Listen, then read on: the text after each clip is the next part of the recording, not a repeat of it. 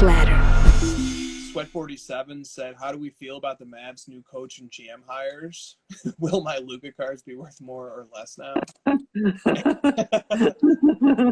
And Kings Angels 22 says, "Jason Kidd, how do you like this hire?" Maybe you could say something about Jason Kidd because he's been an assistant coach with the Lakers and LeBron for a while now. Well, you might not like my answer, Chris, so cover your ears. I'll try to keep them open for as long as I can.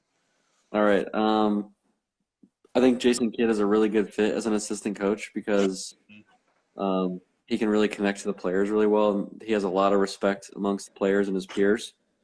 But we've seen him fail twice as a head coach, so I'm a little concerned about that. And both of those stops as head coach were with very prolific teams that had really high expectations with lots of talent, yes. And both kind of got rid of him pretty quickly, I would say. They didn't even give him a chance, honestly.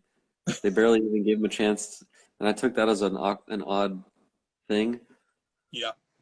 So that's just, I don't know these guys. I don't know Kidd as a coach. I'm not on these teams, and it's really hard for fans to say whether a coach is good or not. All I can see is the actions that GMs take in firing him. That's really all I have to go off of. Yeah, that's a good starting spot. I want to show you a tweet. If I can find. Here it is. Good. King James. He says, "Damn, I hate to lose J. Kidd, man, but damn, I'm happy for him at the same time. Good luck, Kidd." So you know what this means, right? That he doesn't really care. LeBron's coming to the Mavs? That the Mavericks are going to draft Bronny, and then LeBron is coming to the Dallas Mavericks. I think that's, if you read between the lines of that tweet, I think that's what that's saying. I don't think that's what that's saying. That better not be what that's saying. Can you just... Isn't it true that was Jason Kidd hired first and then LeBron came over? Yeah. No, I was gonna say that. Or Davis, or they hired Kidd before they hired Vogel. Yes, right. Yeah, they did, because for the reason you were saying, Kidd is really solid as an assistant. I don't know, man. I think it's really silly when media members try to predict whether a coaching hire is good or not, because it's just the hardest thing to analyze, in my opinion. You can't just say that guy's going to be a good coach, yes or no. It's just you're just guessing, frankly. So I'll reserve judgment. All I know is that he's failed at 2 stops. That's all. That's the only data I have. Yeah, and I think his best record ever as a coach involved 42 wins. And then he also, in the regular season, and then he also has some off the court issues that are not good. And all the Mavericks podcasts that I listen to do not like this hire at all. They're not pleased with it. I'll give my take. I think that the Mavericks just let go of one of the top 5 X's and O's coaches in the league. They're not too concerned about that. I think the Mavs are focused on roster construction at this time. And that's A, the reason why they hired Jason Kidd, and B, the reason why they hired Nico Harrison to become co-president of basketball operations or something like that. Harrison was a former executive at Nike. He was Kobe's handler for a long time. And yeah, exactly. But that's what I'm talking about, though. South.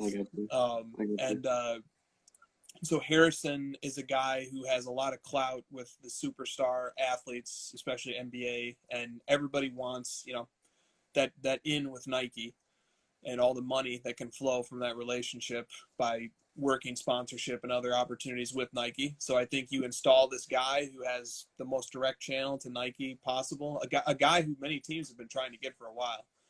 And then you bring in Jason Kidd, who's beloved by players. Damian Lillard demanded that Portland hire him publicly this offseason. So, there's a strong demand for players to play for Jason Kidd. And what you've done is you've created a unit that's like a college football recruiting unit. And what these guys exist for is to recruit elite talents. And X's and O's wise, yeah, they're sacrificing quite a bit by moving on from Carlisle. So it'll be incumbent upon them to get some really smart assistant coaches in there.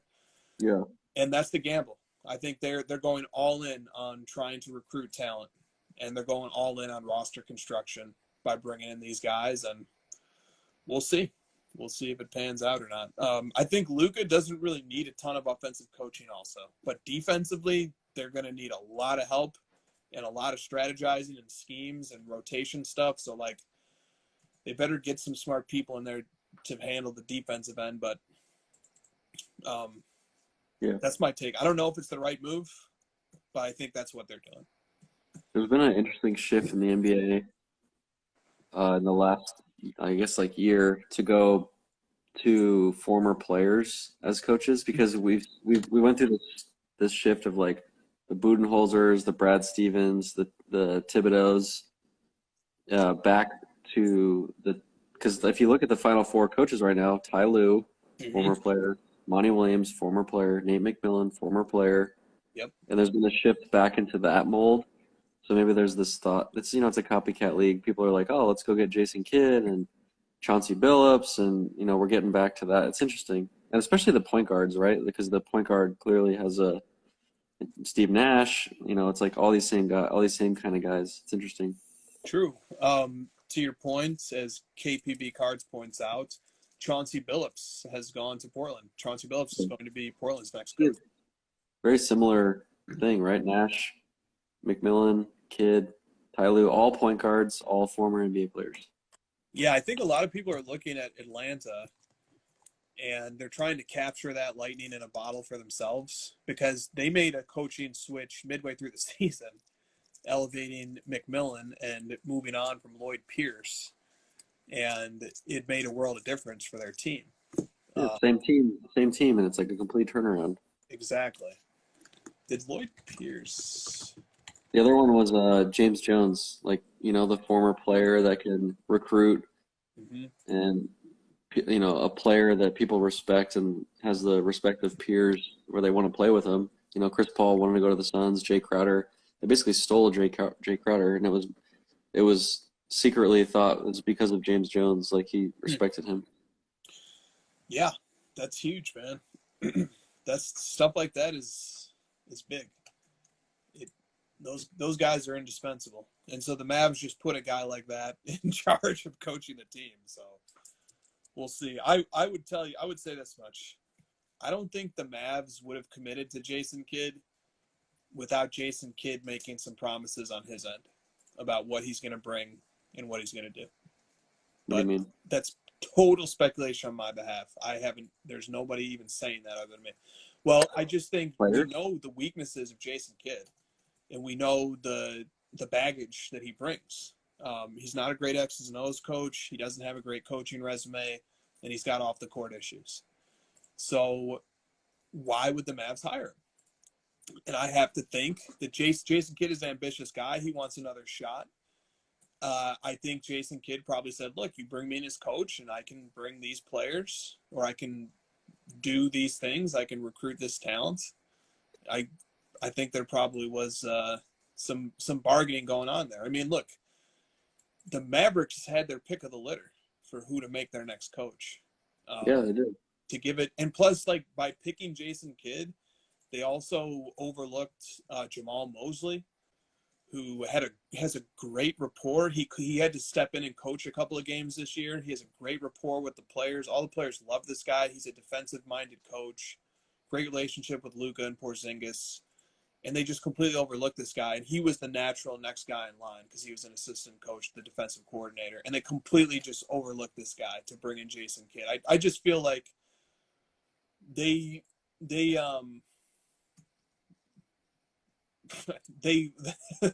taking a big gamble on this. And, I would expect that they're hoping for something in exchange beyond just the brilliant basketball mind of Jason Kidd. So he's a college basketball coach? Exactly. I think that's what this is. And if they're being really Machiavellian, they're going to keep Kidd in place for like 6 months, get the players that they want, and then move on from him. How'd that work out for the net?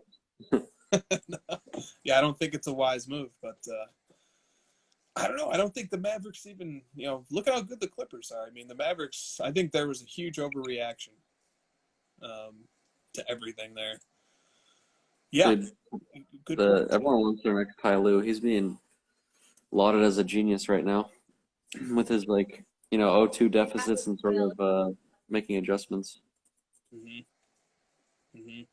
Yeah. Yep. True. The players coach, the guy who can relate. Yeah, no doubt. I don't know, man. I can tell you this. In the post Carlisle departure reporting, and even in the reporting leading up to it, Carlisle was not nice to players. He was a total dick to Salah Mejri, who was a player that Luka was friends with, who was from overseas. And there's a clip online of Mejri gets a technical and he's ejected from the game, and as he's walking by the sideline, he's upset, and Carlisle mouths something to the effect of you only scored 2 points, get the fuck out of here. And I've seen Carlisle be a dick to reporters as well. Nate Duncan once asked him a question at a press conference, and Carlisle goes, "Are we going to have some real reporters ask questions, please?" Carlisle is a real jerk at times. And that Jason Kidd is the opposite of that. Very charming. Players love him. Affable. Personality, Interesting because, the thought there is that, you'll get players to play harder for you if they like you kind of thing, especially, current NBA players who, frankly have their own brands and they have their own things going on, and they can't be bothered with being screamed at by people anymore. Right. Yeah, he's definitely a coach that came up in a different era. Mm-hmm. Yeah.